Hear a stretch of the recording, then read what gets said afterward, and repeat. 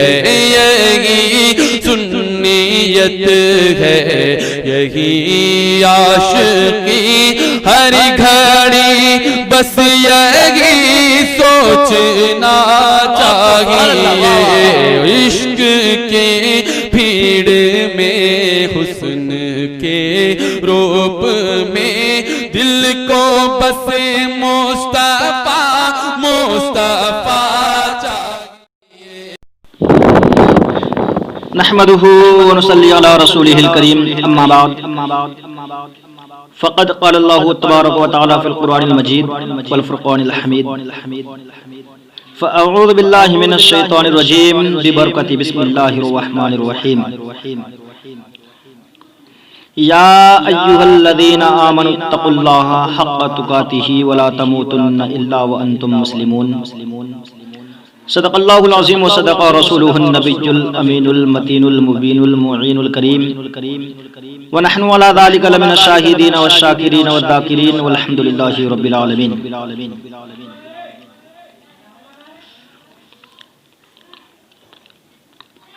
بادۂ توحید کے متوالوں، شمع رسالت کے پروانوں، غوث اعظم کے دیوانوں، اولیاء امت کے جانثاروں، خواجہ غریب نواز کے فدائیوں، مسلک کے اعلیٰ حضرت پر چلنے والوں، آؤ آیت کریمہ پر روشنی ڈالنے سے پہلے آپ اور ہم مل کر اس رسول ہاشمی کی بارگاہ میں خراج عقیدت پیش کریں جن کے اشارے پر جو ہے ساری کائنات گردش کر رہی ہے، نگاہیں اٹھ جاتی ہے تو مادی طاقتوں کو پسینہ آنے لگتا ہے، اگر کررہے عرض پر کھڑے ہو کر انگلی کا اشارہ کر دیں تو ڈوبا ہوا سورج منزل سے پلٹ آتا ہے۔ آؤ اس رسول گرامی وقار صلی اللہ علیہ وسلم کی بارگاہ میں خراج عقیدت پیش کریں جن کی حکومت چاند کی چاندنی پر ہے، سورج کی روشنی پر ہے، جن کی حکومت دریا کی طغیانی اور سمندر کی روانی پر ہے۔ آؤ اس رسول ہاشمی کی بارگاہ میں خراج عقیدت پیش کریں جن کی حکومت کلیوں کی چٹک اور پھولوں کی مہک پر ہے۔ آؤ اس رسول ہاشمی صلی اللہ علیہ وسلم کی بارگاہ عقیدت پناہ میں محبت کی ڈالیاں نچھاور کرے جن کو خداوند قدوس نے کہیں مدثر فرمایا ہے تو کہیں مزمل فرمایا ہے تو کہیں یا ایھا الرسول کہہ کے پکارا ہے تو کہیں یا ایھا النبی کہہ کے پکارا ہے۔ آئیے اس رسول پاک صلی اللہ علیہ وسلم کے عشق و محبت میں سرشار ہو کر نذرانہ دل لٹانے کی سعادتیں حاصل کریں۔ پڑھیں بآواز بلند اللہم صلی علی سیدنا شفیعنا حبیبنا مولانا محمد بارک وسلم صلاۃ و سلام علیک یا رسول اللہ صلی اللہ تعالی علیہ وسلم۔ عزیزان محترم، جیسا کہ آپ لوگوں کو معلوم ہے آج جمعۃ المبارکہ کا دن ہے اور بہت ہی مبارک دن ہے۔ حدیث پاک کے مطابق جمعہ کا دن جو ہے مسلمانوں کے لیے عید کا دن ہے۔ حضرات محترم،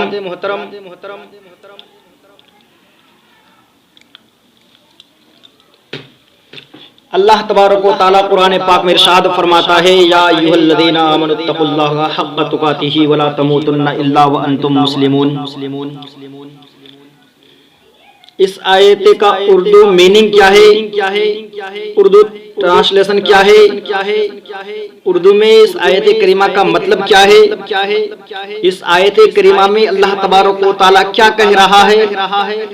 حضرات محترم، آؤ میں آیت کریمہ پر روشنی ڈالوں، اس سے پہلے ایک بار اور درود پاک پڑھ لیں۔ اللہم صلی علی سیدنا شفیعنا حبیبنا صلاۃ و سلام علیک یا رسول اللہ صلی اللہ علیہ وسلم۔ حضرات محترم، رب کعبہ قرآن پاک میں ارشاد فرماتا ہے یا ایھا الذین آمنوا اتقوا اللہ حق تقاتہ ولا تموتن الا وانتم مسلمون، یعنی اے ایمان والو اللہ تبارک و تعالیٰ سے ڈرو جیسا کہ اس سے ڈرنے کا حق ہے اور تم حالت اسلام میں مرو۔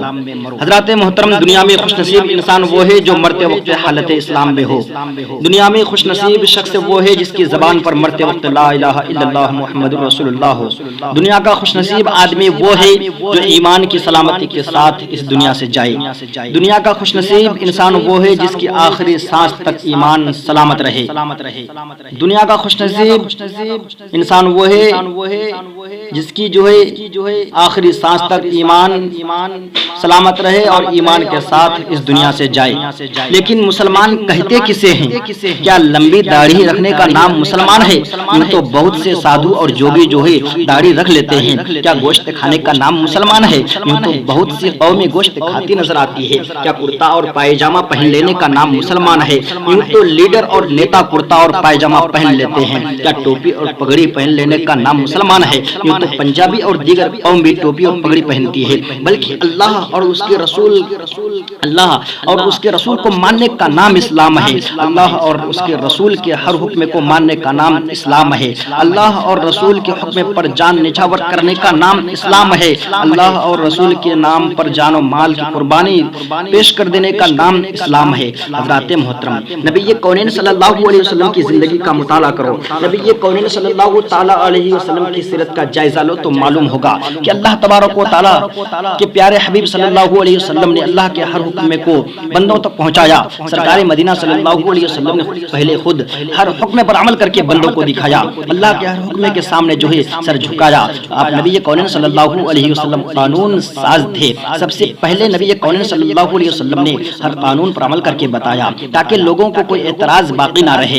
اس دور میں لوگ قانون بناتے ہیں، خود اس پر عمل نہیں کرتے، اس لیے وہ قانون زیادہ دنوں تک نہیں چلتا۔ لیکن میرے نبی کونین صلی اللہ علیہ وسلم نے جس بات کا حکم دیا پہلے اس پر عمل کر کے بتایا ہے۔ نماز پڑھنے کا حکم دیا تو پہلے نماز پڑھ کے بتایا، روزہ رکھنے کا حکم دیا تو پہلے روزہ رکھ کر بتایا، قربانی کا حکم دیا تو سب سے پہلے جو ہے قربانی کر کے بتایا، خیرات و صدقات کا حکم دیا تو پہلے خود بھوکے رہ کر خیرات کر کے بتایا، لوگوں کو بیوہ عورت سے شادی کرنے کا حکم دیا تو پہلے خود بیوہ عورت سے شادی کر کے بتایا، لوگوں کو صبر کا حکم دیا تو پہلے خود پتھر کھا کر کے صبر کیے، لوگوں کو تجارت کا حکم دیا تو پہلے خود تجارت کر کے بتایا، پڑوسیوں کے ساتھ حسن سلوک کا حکم دیا تو پہلے خود پڑوسیوں کے ساتھ جو ہے حسن سلوک کر کے دکھایا، یتیموں کے ساتھ شفقت کا حکم دیا تو پہلے خود یتیموں کے سر پر دست شفقت رکھا، جھوٹ نہ بولنے کا حکم دیا تو سب سے پہلے خود کو تصور جھوٹ سے بھی کوسوں دور رکھا، برائیوں سے لوگوں کو روکنے کا حکم دیا تو مہد سے لے کر کے لحد تک برائیوں سے دور رہے۔ یہی وجہ ہے کہ جو قانون بانی اسلام نبی آخر الزماں خاتم پیغمبراں صلی اللہ علیہ وسلم نے آج سے 1400 سال پہلے نافذ کیا تھا، آج سے 1400 سال پہلے قائم کیا تھا، آج تک وہ قانون جو ہے قائم ہے اور جو ہے کل قیامت تک وہ قانون جو ہے قائم رہے گا۔ حضرات محترم، نبی کونین صلی اللہ علیہ وسلم کی زندگی نبی کریم صلی اللہ علیہ وسلم نے زندگی گزارنے کا ایک نمونہ بتایا، ایک دستور بتایا، ایک ضابطۂ حیات عطا کیا جس پر چلنا ہمارے لیے آسان ہو گیا۔ حضرات محترم، آپ دنیا کا جائزہ لیں، دنیا کے قانون کو بغور دیکھیں تو معلوم ہوگا کہ سخت سے سخت قانون جو ہے، سخت سے سخت قانون بنانے کے باوجود برائیاں بڑھتی جا رہی ہے، ہزاروں قانون نافذ کرنے کے باوجود جو ہے جرائم بڑھتے جا رہے ہیں۔ کیا وجہ ہے کہ برائیوں کا سبب نہیں ہو رہا ہے؟ آپ غور کریں تو پتہ چلے گا کہ ان سب قانون کو بنانے والا انسان ہے، نافذ کرنے والا انسان ہے اور انسان کے افکار و اذہان محدود ہیں، انسان سے غلطیاں ہو سکتی ہیں۔ دنیا کا قانون داں جب قانون بناتا ہے تو ماضی اور حال کو دیکھ کر قانون بناتا ہے، اس لیے وہ قانون مستقبل والوں کے لیے بے سود ہو جاتا ہے وہ قانون اتنا مستحکم نہیں ہوتا جو انسان کے لیے ہر دور میں کام آ جائے، اس لیے وہ قانون ریت کے تاج محل کی طرح تھوڑے دنوں بعد زمیں بوس ہو جاتا ہے۔ لیکن اسلام کا قانون وہ قانون ہے جس قانون کا بنانے والا خالق کائنات ہے، جس قانون کا بنانے والا رب کعبہ ہے، جس قانون کا بنانے والا پروردگار عالم ہے جو حی القیوم ہے اور جس کا نافذ کرنے والا، اس کا قائم کرنے والا بانی اسلام نبی آخر الزماں خاتم پیغمبراں صلی اللہ علیہ وسلم ہے۔ خالق کائنات کے سامنے ماضی بھی ہے، حال بھی ہے، مستقبل بھی ہے، جو ہو چکا ہے اس کو اللہ تبارک و تعالی جانتا ہے، جو ہو رہا ہے اس کا بھی علم ہے اللہ تبارک و تعالی کو، جو ہونے والا ہے اس کو بھی اللہ تبارک و تعالی جانتا ہے۔ اس لیے رب تبارک و تعالی نے اپنے بندوں کے لیے ایسا قانون بنا کے بھیجا جو ماضی والوں کے لیے کار آمد ہو، جو حال والوں کے لیے بھی کافی ہو، جو مستقبل والوں کے لیے بھی فائدہ مند ہو۔ اللہ تبارک و تعالی نے اس قانون کا نام رکھا ہے اسلام۔ حضرات محترم، اس دور میں اسلامی قانون کی ضرورت ہے، ہر ملک والوں کے لیے ضروری ہے، ہر مذہب والوں کے لیے ضروری ہے، ہر قوم والوں کے لیے ضروری ہے، ہر شہر والوں کے لیے ضروری ہے۔ اگر آپ معاشرے سے برائیاں ختم کرنا چاہتے ہیں تو اسلامی قانون کو اپنانا ہوگا، اگر آپ سوسائٹی سے برائیاں ختم کرنا چاہتے ہیں تو اسلامی قانون کو گلے لگانا ہوگا۔ اگر آپ سماج سے جرائم دور کرنا چاہتے ہیں تو اسلامی قانون نافذ کرنا پڑے گا۔ اگر آپ اپنے شہر سے برائیاں دور کرنا چاہتے ہیں تو اسلامی قانون جاری کرنا ہوگا۔ اگر آپ اپنے ملک کے جرائم کو ختم کرنا چاہتے ہیں تو اسلامی قانون کو قبول کرنا ہوگا۔ حضرات محترم، آپ اس دور کا جائزہ لیجئے، اپنے معاشرہ کا بغور مطالعہ کیجئے، نافذ کردہ قانون کا جائزہ لیجئے تو معلوم ہوگا کہ شراب نوشی جرم ہے۔ اشتہارات کے ذریعے اس کے نقصانات کو بتایا جاتا ہے، پوسٹروں کے ذریعے لوگوں کو بتایا جاتا ہے کہ شراب نہ پیئیں، کہ صحت کے لیے نقصان دہ ہے، لیکن شراب بیچنے والوں پر کوئی پابندی نہیں، لائسنس نکال لیا گیا تو شراب بیچنا کوئی جرم نہیں۔ تو میں پوچھنا چاہتا ہوں اس قانون ساز سے، اس قانون بنانے والے سے، جو شراب لائسنس کے ذریعے بیچی جاتی ہے، کیا وہ صحت کے لیے نقصان نہیں ہے؟ میں پوچھنا چاہتا ہوں اس قانون بنانے والے سے، جو شراب لائسنس کے ذریعے بیچی جاتی ہے، کیا وہ شراب پینے کے بعد انسان اپنی عقل و ہوش کھونے ہی بیٹھتا؟ میں پوچھنا چاہتا ہوں اس قانون بنانے والے سے، جو شراب لائسنس کے ذریعے بیچی جاتی ہے، کیا وہ شراب پینے کے بعد انسان بھلے اور برے کی تمیز کو فراموش نہیں کر دیتا؟ میں پوچھنا چاہتا ہوں اس قانون ساز سے، اس قانون بنانے والے سے، کیا انسان شراب پینے کے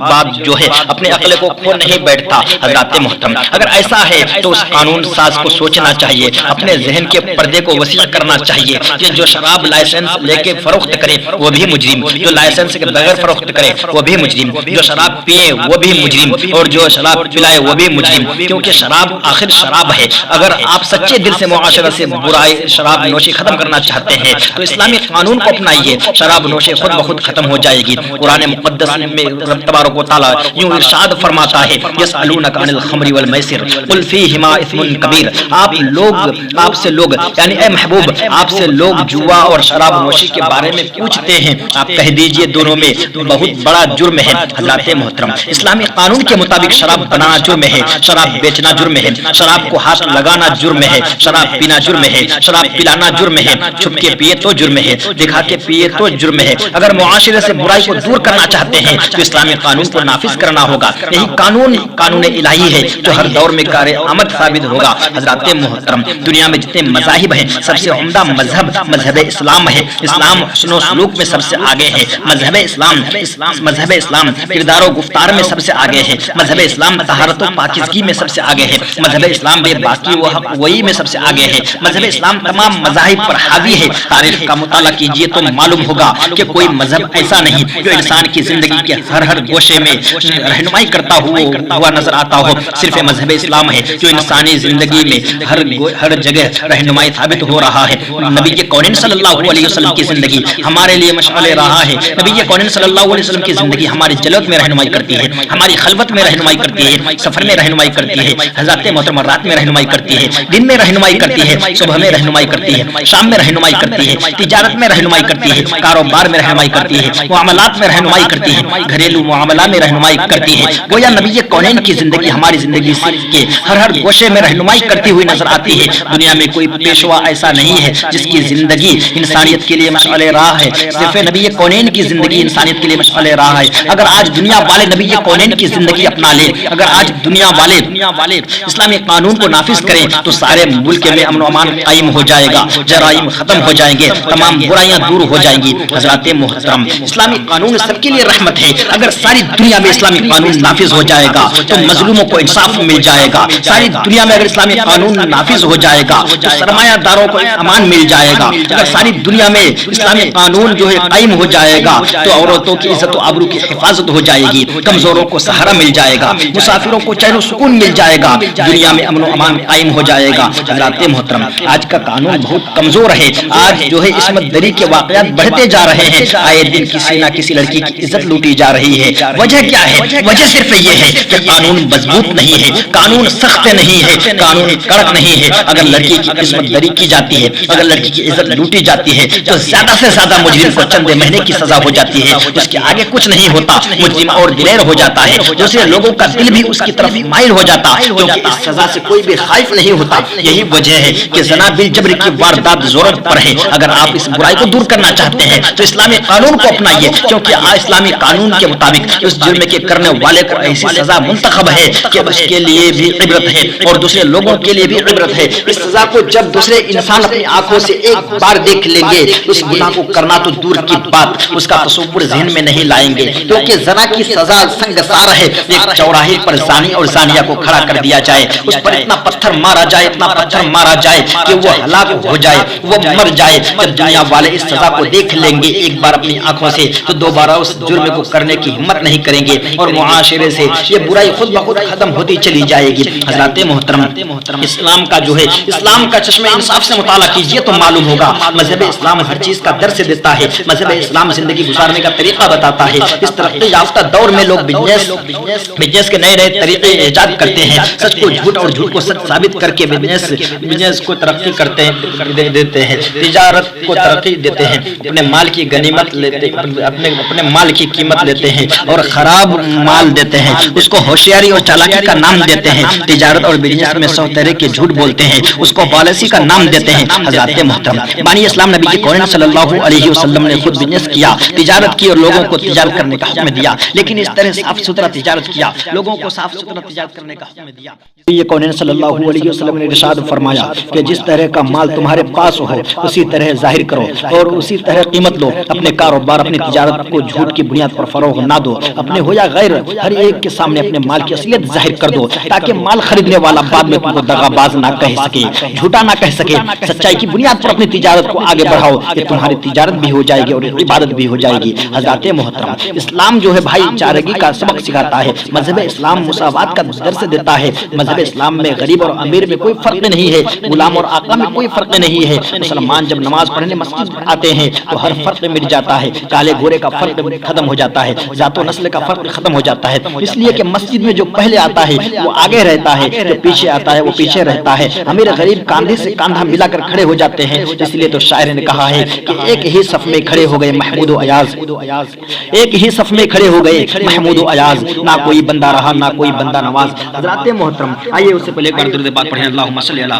سیدنا شفیعنا حبیبنا مولانا محمد بارک وسلم، صلاۃ و سلام علیک یا رسول اللہ صلی اللہ تعالی علیہ وسلم۔ حضرات محترم، آپ کو میں بتانا چاہوں گا، آپ کے سامنے میں جو ہے ایک حکایت پیش کرنا چاہوں گا۔ حضرات محترم، ایک مرتبہ حضرت فاروق اعظم رضی اللہ تعالی عنہ اپنے غلام کے ساتھ دوسرے ملک کی طرف سفر کیے۔ غلام نے عرض کیا، اے میرے آقا، میں آپ کا غلام ہوں، آپ اونٹ پر بیٹھیے، میں نکیل پکڑ کر آگے چلتا ہوں، میں لگام پکڑ کر آگے چلتا ہوں۔ حضرت فاروق اعظم رضی اللہ تعالی عنہ نے ارشاد فرمایا، میں مانتا ہوں کہ تو میرا غلام ہے، لیکن تو بھی انسان ہے، تیرے اندر بھی روح ہے، تجھ کو بھی راحت و مشقت کا احساس ہوتا ہے، لہذا انصاف یہی ہے کہ کبھی اونٹ پر تم بیٹھو اور میں پیدل چلوں، اور کبھی تم پیدل چلو میں اونٹ پر بیٹھوں۔ حضرات محترم، آخر فیصلہ یہ ہوا کہ ایک میل پیدل مالک چلے اور ایک میل پیدل غلام چلے۔ بالآخر جس شہر میں جانا تھا جب وہ قریب آ گیا، جب وہ شہر قریب آ گیا تو حضرت فاروق اعظم رضی اللہ تعالی عنہ کی باری پیدل چلنے کی آئی اور غلام کی باری اونٹ پر بیٹھنے کی آئی۔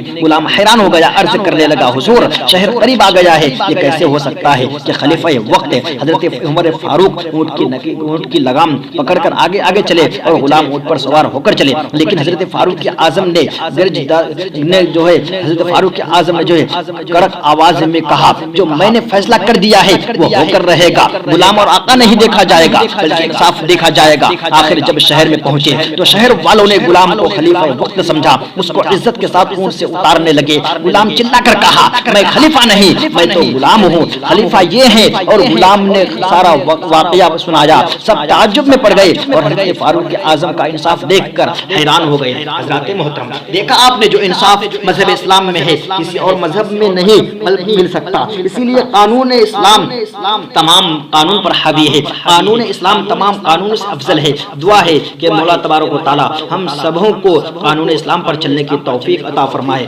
حضرات محترم، میں آپ کو یہ بات اور بتانا چاہوں گا کہ حضرات محترم، آج کو آپ جیسا کہ معلوم ہے یہ نیا سال آیا ہے، یہ نیا سال 2021 جو آیا ہے، یہ جمعہ کا یہ نیا سال جو ہے یہ 2021 آیا ہے۔ نیا سال میں لوگ جو خوشیاں مناتے ہیں اس میں کیا ہوتا ہے کیا نہیں ہوتا ہے۔ حضرات محترم، میں آپ کو بتانا چاہوں گا کہ 31 دسمبر کی رات شراب کباب جوا جو ہے بد نگاہیاں فلمیں ڈرامے ناچ گانے ڈانس میوزک، آپ سوچ سکتے ہیں، سوچئے مسلمان بالخصوص 31 دسمبر کی رات کتنی تیزی کے ساتھ گناہوں کی طرف بڑھ رہا ہے۔